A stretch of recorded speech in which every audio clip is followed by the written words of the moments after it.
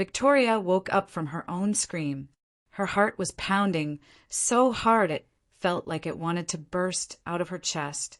She grabbed her stomach instinctively, protecting that tiny being that had been growing inside her for 3 months. Her sheets were damp with sweat, and outside the window, dawn was just beginning to break.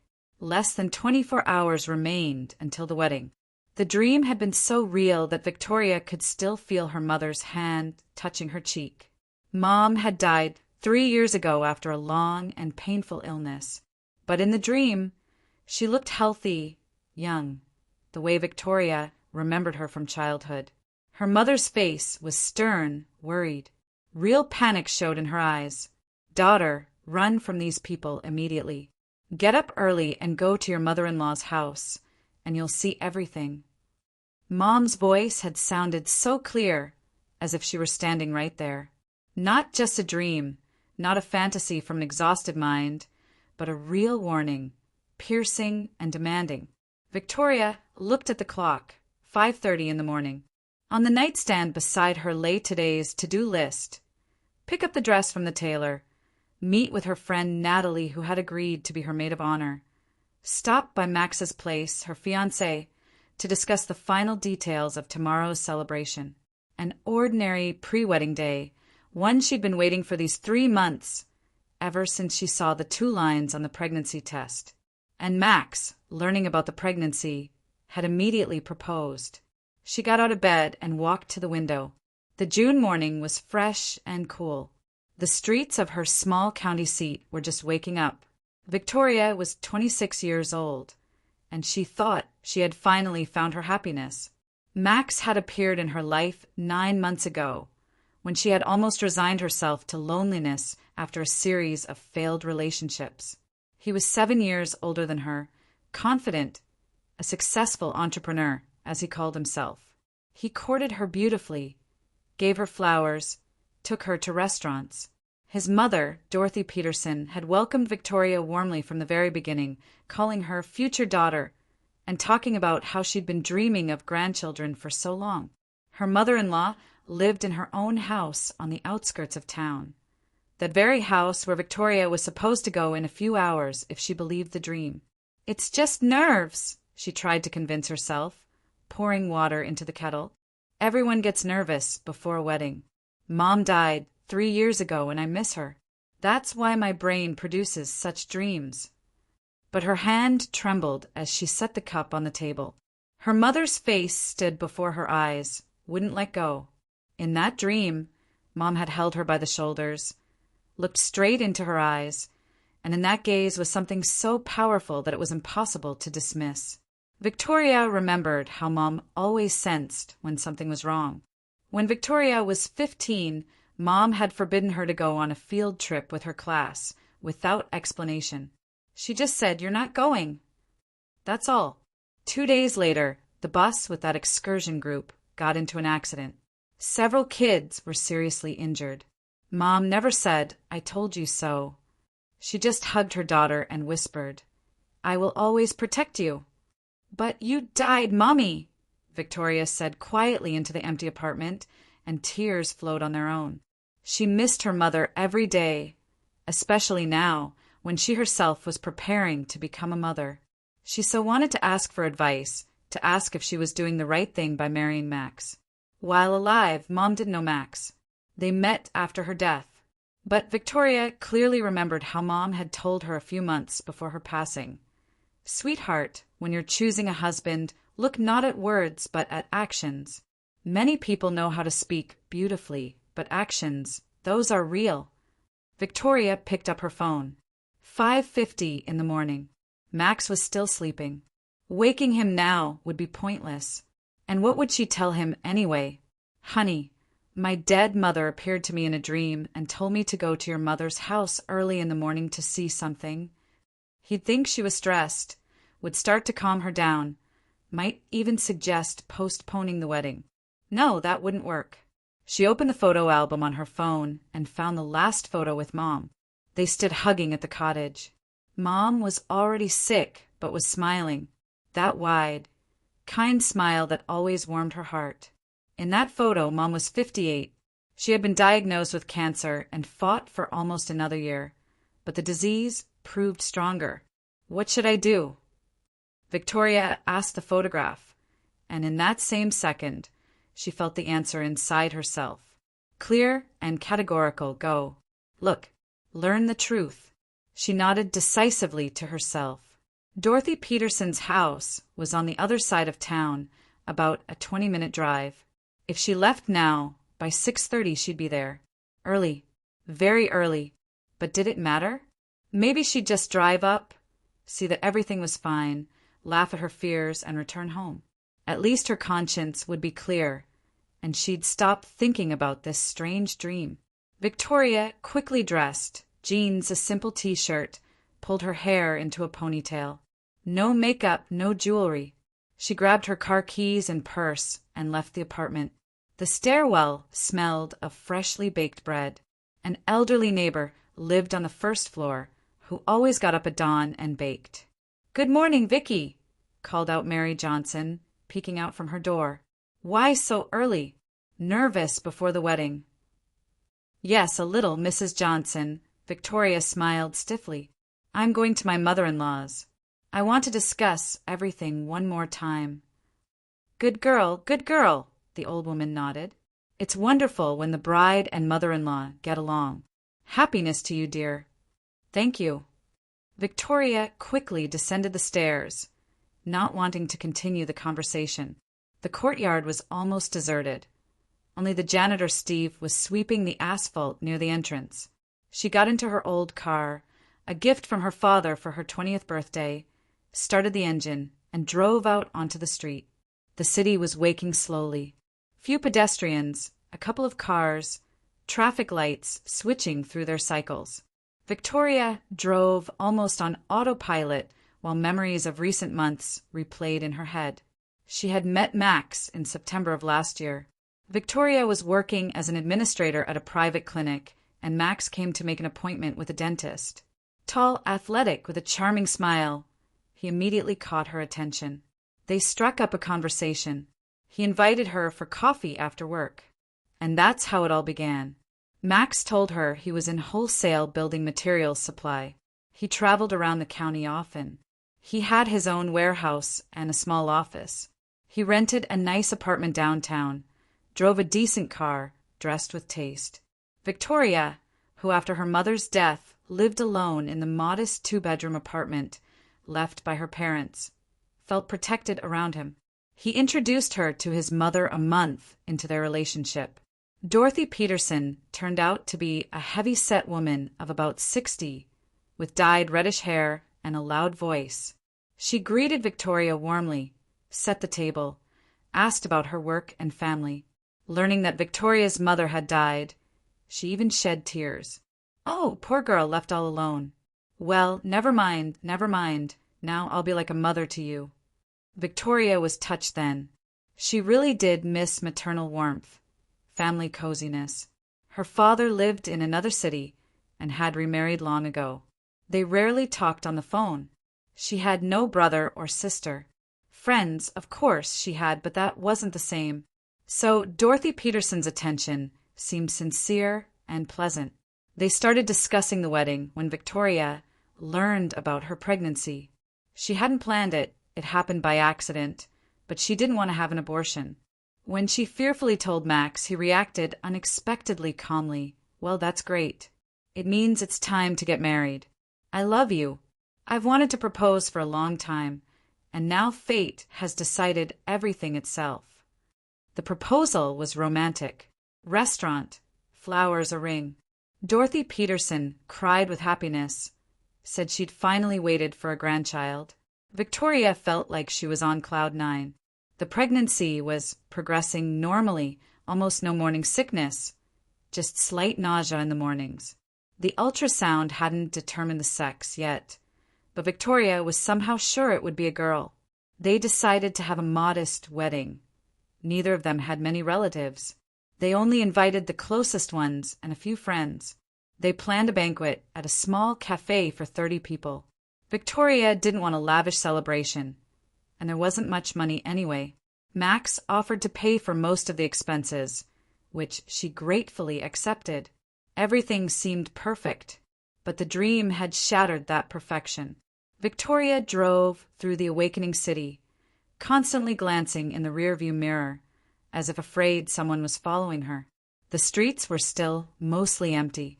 A few early risers hurried to work. A couple of delivery trucks rolled by. Dorothy's house stood in a quiet neighborhood behind a white picket fence. A two-story Victorian with a veranda and a well-kept garden. Victoria had been here several times, always during the day, always by invitation. Now, at 6:30 in the morning, the house looked different. Closed, almost hostile. Victoria parked across the street, about 50 yards from the house. She turned off the engine and sat watching.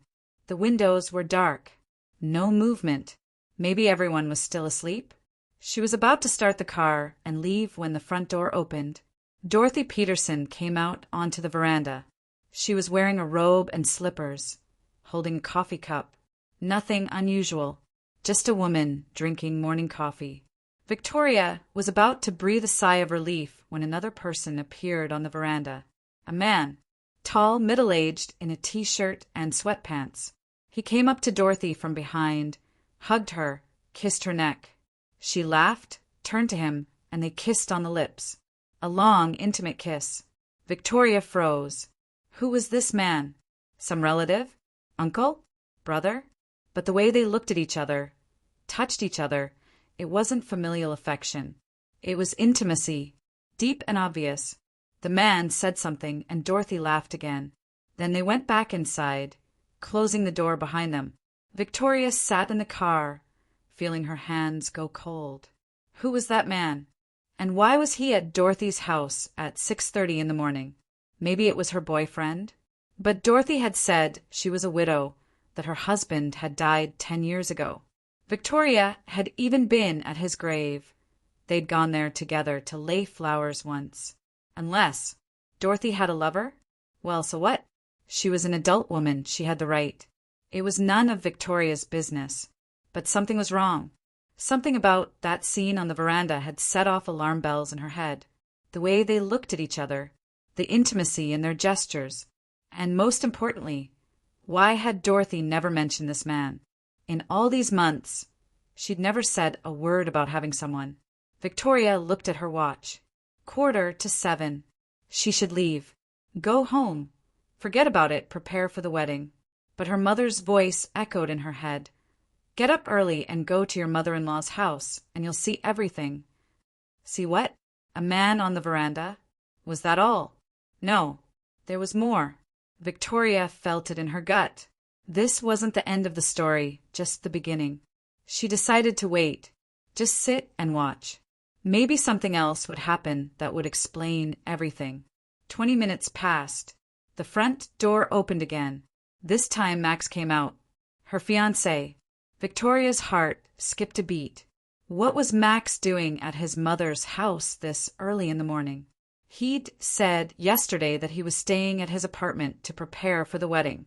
Max was carrying a large bag, looked like a sports duffel. He walked to a car parked in the driveway, not his usual sedan but an old pickup truck. He threw the bag in the back and went back to the house. A minute later he came out again, this time with 2 more bags. Same routine, threw them in the truck bed, went back. Victoria watched in bewilderment. What was he doing? Why was he loading bags into a pickup truck at 7 in the morning on his wedding day? Max made 3 more trips, each time bringing out bags or boxes. Finally, he stood by the truck, lit a cigarette, looked around. His face was tense, worried. The door opened again, and the unknown man appeared. He came up to Max, said something. Max nodded, threw away the cigarette, and they shook hands. The man clapped Max on the shoulder, seemingly in support, and they both went back inside. Victoria felt sick. Something was very wrong here. Max was loading things in secret early in the morning, meeting with some stranger, and his mother knew all about it. She took out her phone. Should she call Max? Demand an explanation? No. If she called now, they'd come up with some lie. She needed to find out the truth first, and then confront them with facts. Victoria got out of the car, quietly. Her legs were trembling, but she forced herself to move. She crossed the street, approached the fence, found a gap between the boards where she could see better. The pickup truck stood with its bed full of bags and boxes. What was in them? Clothes? Documents? Money? Victoria pulled out her phone and started taking photos. The truck, the bags, the license plate, the house. Evidence. Suddenly, she heard voices. The front door opened again, and all three came out, Dorothy, Max, and the stranger. They were arguing about something. Victoria couldn't make out the words, but the tone was tense. Dorothy was waving her arms, clearly upset about something. Max was trying to calm her down. The stranger stood to the side, smoking, not getting involved. The stranger said something sharp, and Dorothy fell silent. Max put his arm around his mother, led her back to the house. The stranger stayed outside, finishing his cigarette. After a couple of minutes, Max came back out. He and the stranger stood by the truck for another minute, talking quietly. Then both got into the truck, the stranger in the driver's seat, Max in the passenger side. The engine started. Victoria realized they were about to leave. She ran back to her car, jumped in, started the engine. When the pickup truck drove out of the driveway and turned onto the road, Victoria followed it at a distance. They drove out of town onto the highway. Victoria kept a good distance, not wanting them to notice her. Fortunately, there were a few other cars on the road, so she didn't stand out. 20 minutes later, the pickup turned onto a dirt road leading into the woods. Victoria slowed down, uncertain whether to follow. The road was deserted. They'd definitely notice her car. She parked on the shoulder and got out. The early morning air was fresh and slightly chilly. Through the trees, she could see the pickup truck stopped about 200 yards ahead. Max and the stranger got out and started unloading the bags. Victoria carefully moved closer, hiding behind trees. She got to within about 50 yards and crouched behind a thick oak tree. Now she could see more clearly. Max and the stranger were carrying the bags deeper into the woods, where there was some kind of structure. Looked like an old hunting cabin or storage shed. They made several trips, hauling all the bags and boxes inside. Then they stood in the doorway talking. The stranger lit another cigarette. Max was gesturing actively, clearly explaining something. Victoria pulled out her phone and started filming. Her hands were shaking, but she managed to capture them on video. Their faces, the cabin, everything. Finally, they finished talking, got back in the truck, and drove back toward town. Victoria pressed herself against the tree, waiting for them to pass. When the sound of the engine faded, she carefully approached the cabin. The door was closed with a padlock. Victoria looked through a dirty window, and her blood ran cold. Inside were piles of bags, boxes, suitcases, and on a makeshift table, documents, folders, several laptops, jewelry boxes. Victoria took more photos through the window, trying to capture everything. Then she noticed something that made her freeze. On one of the boxes was a shipping label with a name and address. She photographed it, zoomed in. The name read, Property of Sandra Chin, 2847 Maple Avenue. Victoria didn't know that name personally, but something about it seemed familiar. Where had she heard it? She took more photos, then heard an engine in the distance. They were coming back. Victoria ran from the cabin, deeper into the woods, and hid behind a thick bush. The pickup truck appeared, stopped at the cabin. But this time only the stranger got out. He opened the padlock, went inside, came out with one of the laptops, locked up again, and drove away. Victoria waited another 15 minutes to make sure he wouldn't return, then ran back to her car. Her whole body was trembling, her heart pounding wildly. She got behind the wheel and drove back to town, constantly checking the rearview mirror to make sure no one was following her. What had she just seen? What were Max and that man hiding in the cabin? And whose belongings were those? Victoria's mind was racing. She needed to think clearly. She needed to figure out what to do. Go to the police? With what? Photos of bags and boxes? They'd probably laugh at her, or say it wasn't enough evidence. She needed more information. But, most importantly, she needed to understand who that man was and what Max's role in all of this was. And she definitely couldn't marry him tomorrow. That much was clear. Back in town, Victoria didn't go home. Instead, she drove to her friend Natalie's house. Natalie was a law student, smart and level-headed. If anyone could help figure this out, it was her. Natalie opened the door in pajamas, clearly having just woken up. "Vicky, what are you doing here? The wedding is tomorrow. Why aren't you? Wait, are you okay? You look terrible." Victoria pushed past her into the apartment. "Nat, I need your help. Something's very wrong." Over coffee, Victoria told her everything. The dream about her mother, the morning surveillance, Max and the stranger loading bags, the cabin in the woods, the belongings she'd seen through the window. Natalie listened in silence, her face growing more serious with each word. When Victoria finished, Natalie was quiet for a long moment. "Vicky," she finally said, "I think your mother really did try to warn you. This sounds like, I don't even know what, but it's definitely illegal. We need to go to the police. Right now." "With what proof?" "Photos of bags in a cabin. Photos of suspicious activity.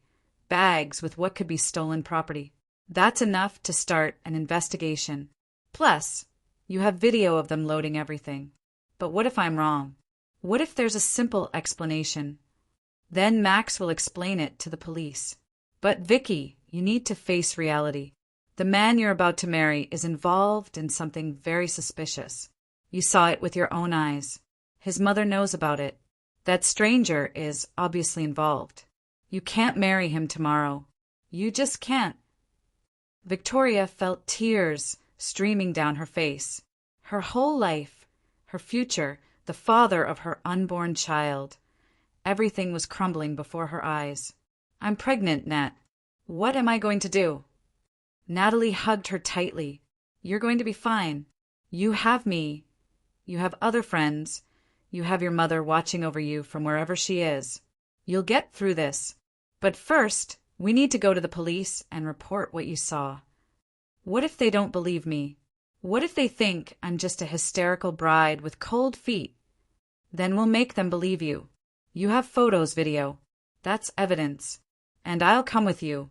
We'll figure this out together." An hour later, Victoria and Natalie sat in the county sheriff's office. Sheriff Tom Collins, a gray-haired man in his 50s with kind but shrewd eyes, listened to their story with a skeptical expression that gradually changed to intense interest. "And you say these bags and boxes are just sitting in an abandoned cabin in the woods?" "Yes. I took photos. Here." Victoria showed him the photos on her phone. Collins studied them carefully, zooming in on various details, then called in his deputy. "Mike, come look at this." Deputy Mike Reynolds, a younger man with a military bearing, looked at the screen and frowned. "That looks like the old Henderson hunting cabin. Been abandoned for years. What's all that stuff doing there?" "That's what we're trying to figure out," Collins said. He looked at Victoria. "You mentioned a name on one of the boxes. Sandra Chun. That name rings a bell." He turned to his computer, typed rapidly. His frown deepened. "I thought so. Sandra Chun, age 29, reported missing 3 months ago. Last seen leaving her apartment with suitcases. Told neighbors she was moving across country for a new job. Never arrived at the supposed new job. Family filed a missing persons report."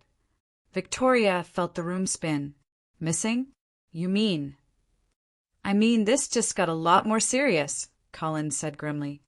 "If those are Sandra Chen's belongings in that cabin, we need to find out how they got there. And we need to find Sandra Chen." He picked up his phone, made several calls, barking orders. Within minutes, 2 more deputies appeared. "I'm sending a team to that cabin right now," Collins told Victoria. "I need you to show them exactly where it is on a map. And I need all those photos and videos sent to this email address. They're evidence now." "What about Max? And his mother? And that man? Can you identify the man?" Did you get a clear photo of his face? Victoria pulled up the video on her phone, paused it on a frame showing the stranger's face. Reynolds leaned in, studied it. That's Larry Wilson, he said immediately.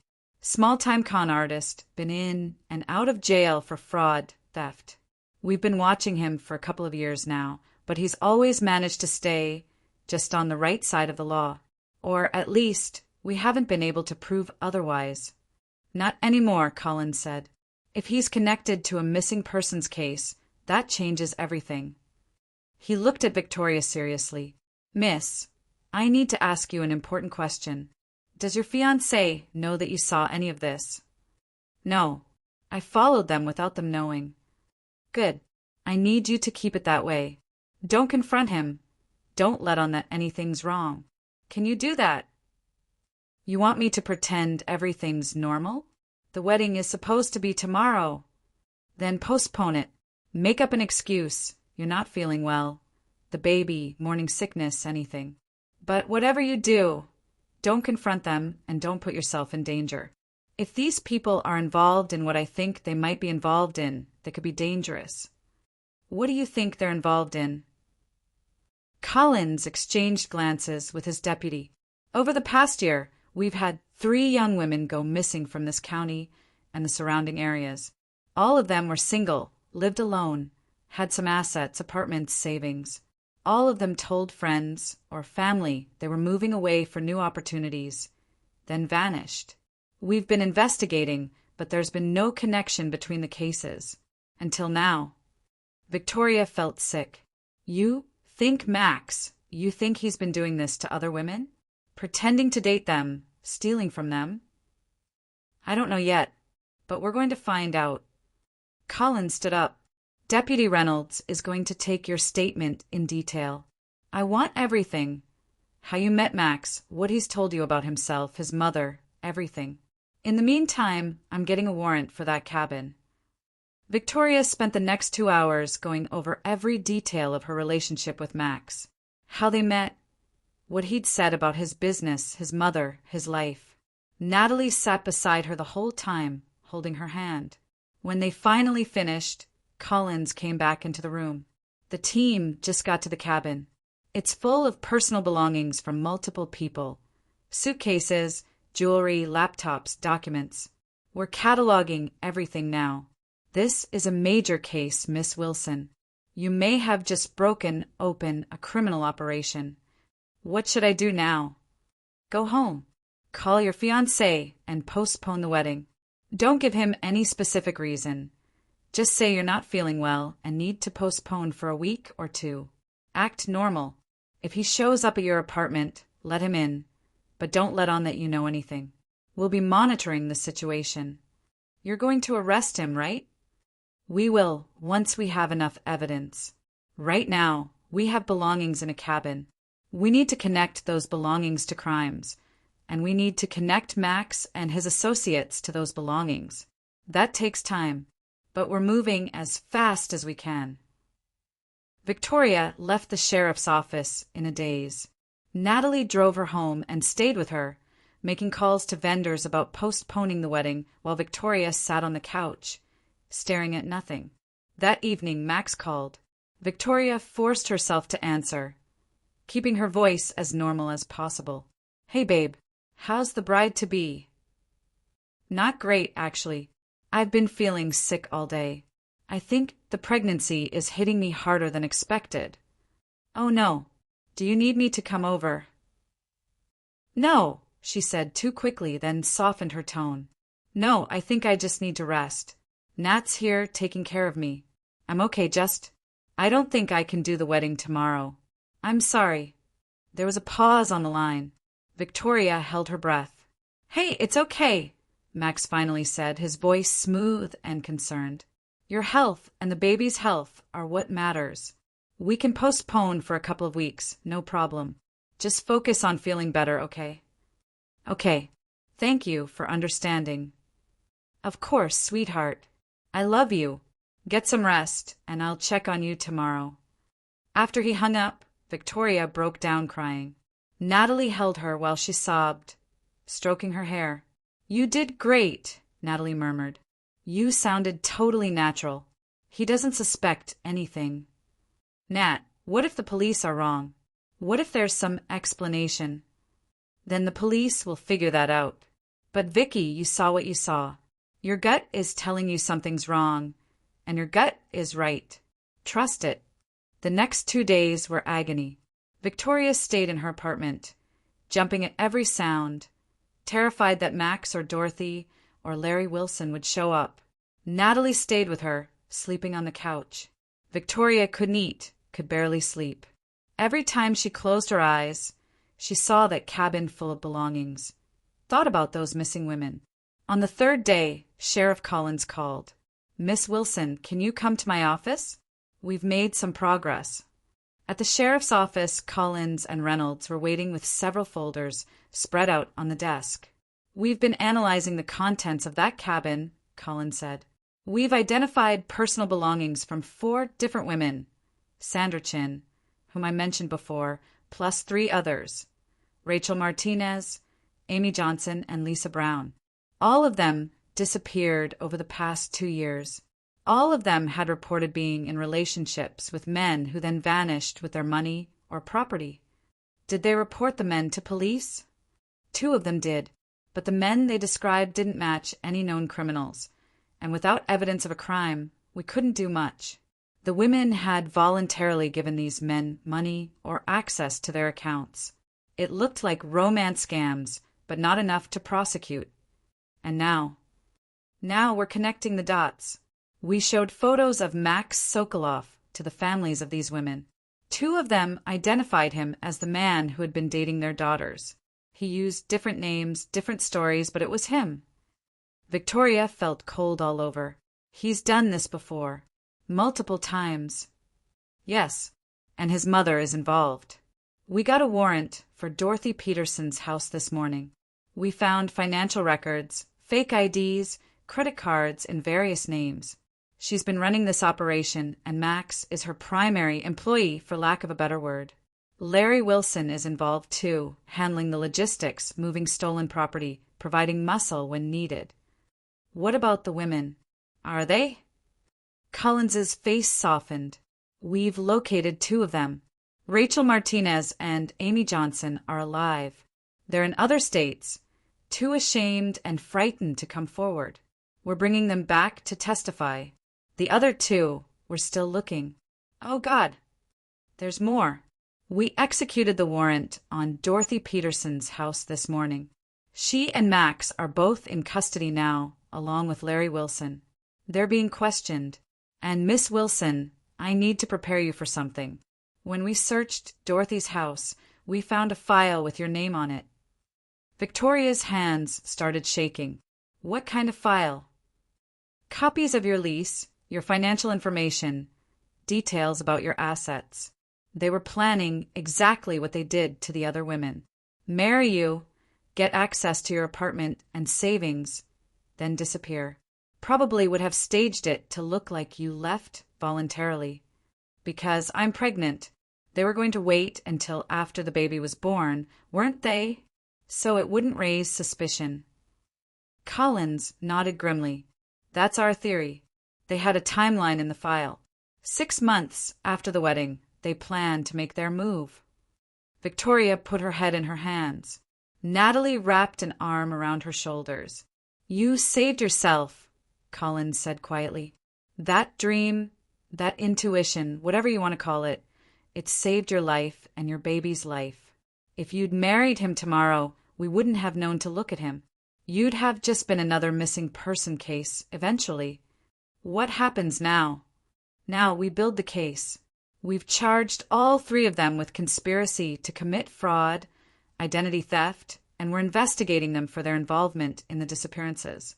The district attorney thinks we can make the charges stick, especially with your testimony and the testimony of the other victims. Will I have to testify? Eventually, yes, but not right away. First, there will be preliminary hearings, arraignments. The trial probably won't happen for several months. But Miss Wilson, I want you to know you're a hero. You broke this case wide open. Those other women will get justice because of you." Victoria didn't feel like a hero. She felt betrayed, violated, scared. But she also felt a deep gratitude to her mother, wherever she was. The dream had been real. The warning had been real. Her mother had saved her life from beyond the grave. Over the following weeks, Victoria tried to rebuild her life.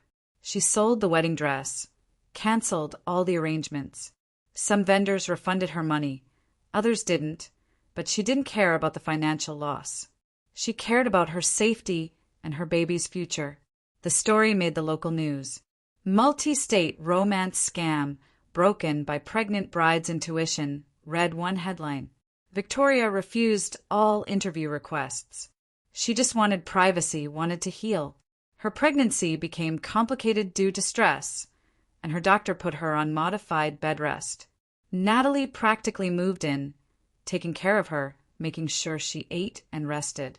One day, about a month after Max's arrest, Victoria's doorbell rang. Natalie answered it and came back with a woman Victoria didn't recognize, short with dark hair and kind eyes. "Victoria, I'm Rachel Martinez, one of the other victims. I hope it's okay that I came. The police gave me your address. I wanted to thank you." Victoria invited her in, made tea. They sat in the living room, and Rachel told her story. "I met Max 2 years ago. He called himself Michael Peterson then. Same smooth talk, same promises. He got me to sell my car and give him the money, said he was investing it for us. Then he disappeared. I was so ashamed. I didn't even tell my family the whole truth. Just said the relationship didn't work out. When the police found me and told me what had happened, that you'd stopped him, I couldn't believe it. I'm so sorry for what you went through." "Don't be sorry. Be proud. You did what I couldn't do. You trusted your instincts and acted on them. Because of you, he won't hurt anyone else." Rachel stayed for an hour, sharing her story, and it helped Victoria more than she expected. She wasn't alone in this. There were other survivors, and they were all going to get through it together. More women came forward over the following weeks. The police identified 7 victims in total, spanning 3 states. Max and Dorothy had been running this scam for at least 5 years, maybe longer. The trial was set for the following spring, but the district attorney was confident. With 7 victims willing to testify, plus all the physical evidence we found, they don't have a chance. We're looking at 20 to 30 years for both Max and Dorothy, and 15 to 20 for Wilson. As summer turned to fall, Victoria's belly grew. She attended prenatal appointments religiously, took her vitamins, went for walks in the park with Natalie. She started to feel like herself again, started to look toward the future instead of dwelling on the past. One night in late September, she had another dream about her mother. They were sitting in her childhood home, in the sunny kitchen where Victoria had eaten breakfast before school every morning. "Mommy, thank you," Victoria said in the dream. "You saved me. You saved my baby." Her mother smiled, reached across the table to hold her hand. "I will always protect you, my darling, even from the other side.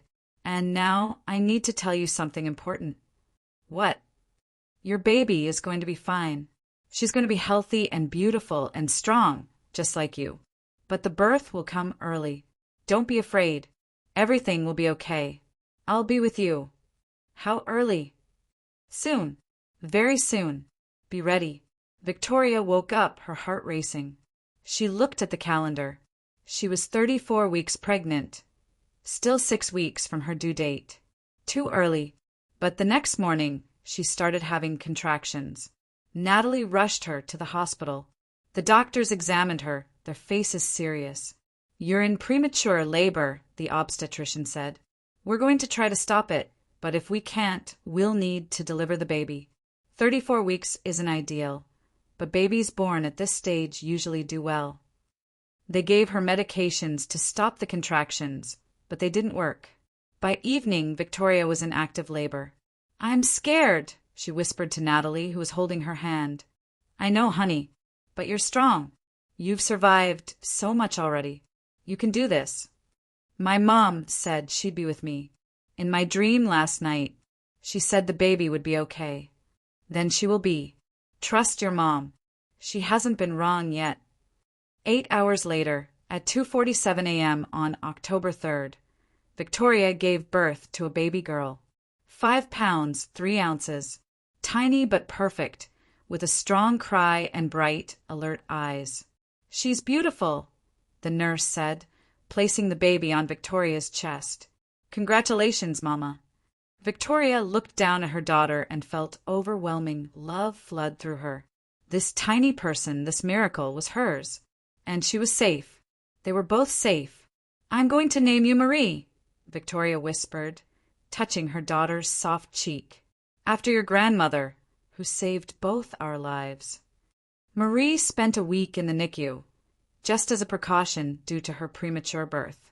But she thrived, gaining weight quickly, showing no signs of any problems. The doctors were amazed at how well she was doing.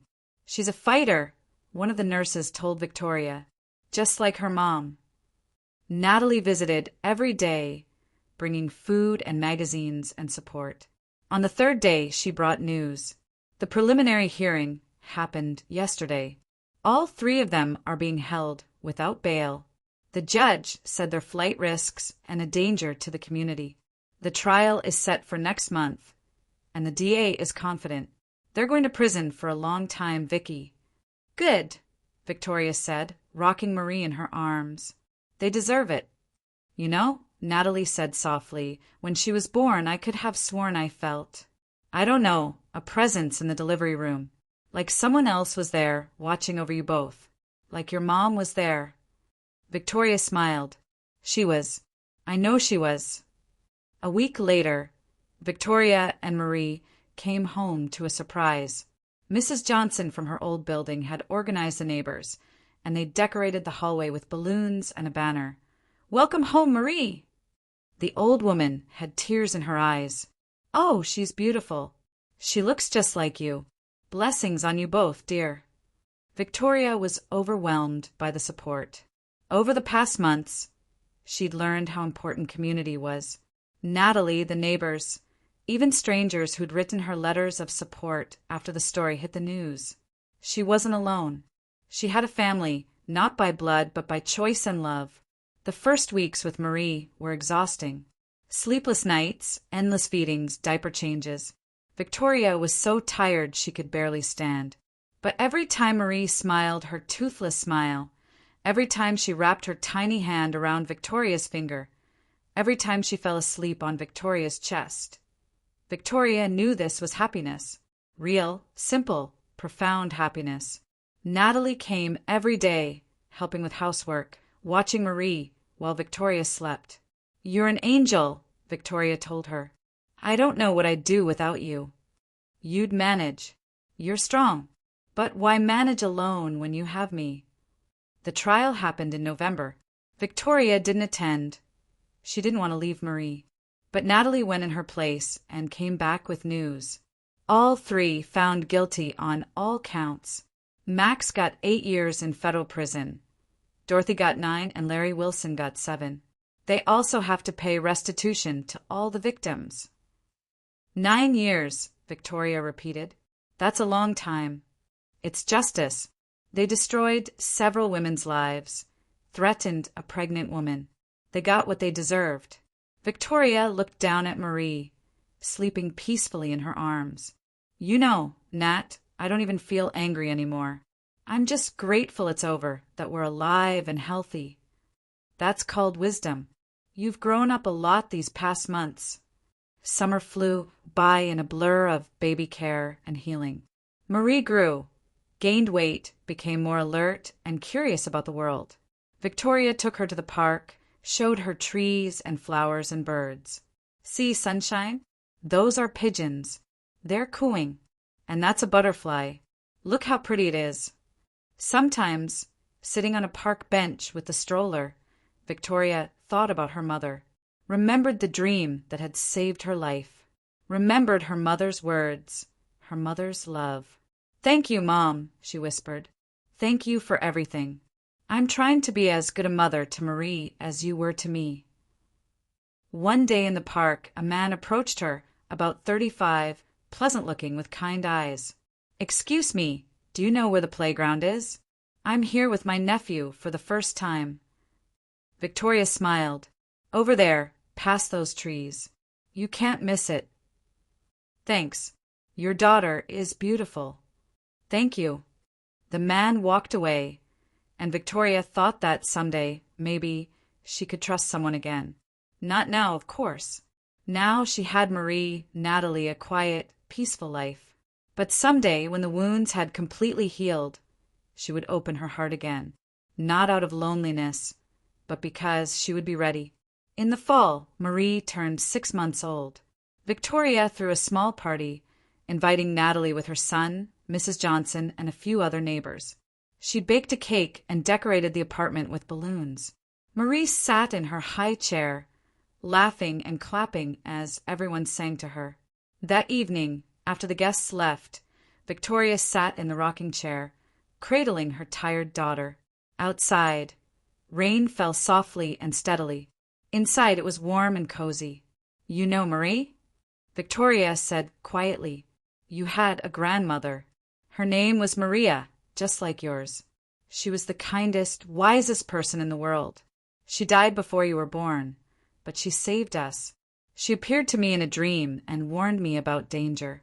Some people would say it was just coincidence, just a dream. But I know the truth. It was her love." Marie was already asleep, breathing softly. Victoria kissed her on the forehead, laid her in the crib, covered her with a blanket. Then she walked to the dresser where her mother's photo stood in a frame. That last photo from the cottage, where they were hugging. "Mommy, if you can hear me, thank you. Thank you for being so strong, so loving. Thank you for not leaving me even after death. I'll try to be the same kind of mother to Marie that you were to me. I'll protect her, love her, teach her to tell good from evil. And I'll tell her about you, about how wonderful you were." Victoria turned off the light and lay down in bed. Outside, the rain continued to fall, but in her soul it was quiet and peaceful. She closed her eyes and felt a presence, warm, gentle, familiar, as if someone invisible was stroking her hair, tucking her in, whispering, "Sleep, my darling. Everything's fine. I'm here." "Good night, Mom," Victoria whispered and smiled in the darkness. The next morning began with sunshine. Marie woke early, babbling in her crib. Victoria got up, picked her up, walked to the window. The city was waking up, people hurrying about their business, cars driving down the streets. An ordinary day, an ordinary life. But for Victoria, every day was a miracle of a second chance that her mother had given her. "Good morning, sunshine," she said to her daughter. "Today is a beautiful day. You know why? Because we're together, because we're alive, because love protects us." Marie smiled, and in that smile Victoria imagined she saw her grandmother's features.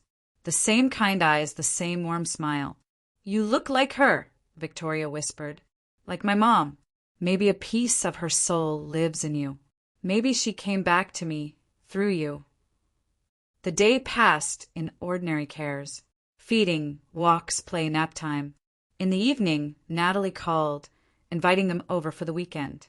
Mrs. Johnson brought homemade jam for the young mother to give her strength. Life went on, simple, measured, happy, without drama, without upheavals. Exactly the kind of life Victoria had dreamed of. Before bed, she walked over to her mother's photograph again. "Mom, I'm managing. We're managing. Marie is growing healthy and cheerful. And I've learned to be strong. You taught me through your love, your sacrifice, your example." She turned off the light and lay down to sleep. And in the last moment before falling asleep, it seemed to her that she heard a quiet voice. "I'm proud of you, my darling. So proud. Live long and happily. Love your girl. And know I'm always near. In every sunrise, in every smile of Marie's, in every beat of your heart. A mother's love is eternal. It's stronger than death." Victoria smiled in her sleep. She knew it was true. Love really was stronger than anything in the world. It conquers evil, overcomes distance, isn't afraid even of death. A mother's love is the strongest force in the universe, and it would protect her and Marie always. And outside the window, the moon continued to shine, illuminating the sleeping city. Somewhere far away, in a place inaccessible to the eye, two women looked at them, at sleeping Victoria and Marie dozing in her crib. One of them smiled. Her work was done. Her daughter was saved. Her granddaughter was healthy. Life was going on as it should. "Be happy, my loved ones," she whispered into the void. "I will always be with you. Always." And she quietly dissolved into soft light, leaving behind only a warm feeling of presence, love, and protection. Thank you for listening to the end. If this story was interesting to you, please share it with others who might need to hear it.